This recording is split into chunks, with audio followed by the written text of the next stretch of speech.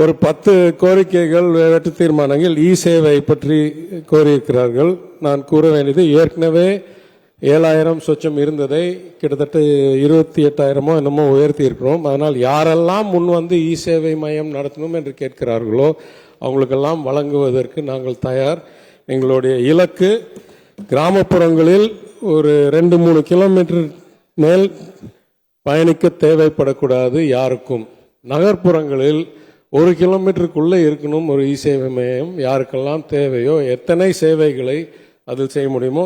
In fact நான் கூற வேண்டியது, போக்குவரத்து கழகத்துறை அமைச்சரோடு இணைந்து அடுத்த வாரம் அமைச்சர் அறிவிக்கப் போகிறார்.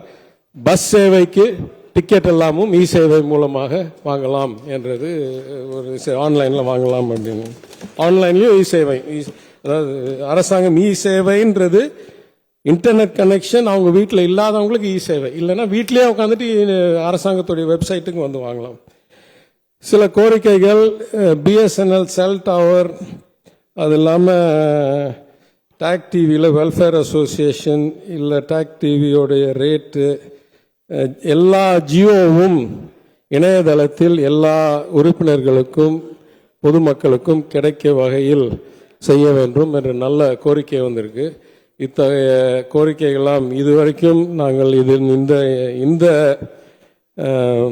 மானிய கோரிக்கையிலையோ இந்த நிதிநிலை அறிக்கையிலையோ திட்டமிடலை என்றாலும் இதெல்லாம் செலவு அவ்வளவாக இருக்காது என்ற காரணத்துக்காக இந்த கருத்துக்கள்லாம் நாங்கள் உள்வாங்கி எப்போ வாய்ப்பு கிடைக்குதோ இதை செயல்படுத்துவதற்கு நாங்கள் தயாராக இருக்கிறோம் என்று கூறி, எனவே இந்த அடிப்படையில் மாண்பு உறுப்பினர்கள் என் துறையை சார்ந்து வைத்த அனைத்து வெட்டு தீர்மானங்களும் நாங்கள் முடிந்த அளவுக்கு பரிசீலனை செய்து நிறைவேற்றுவோம்.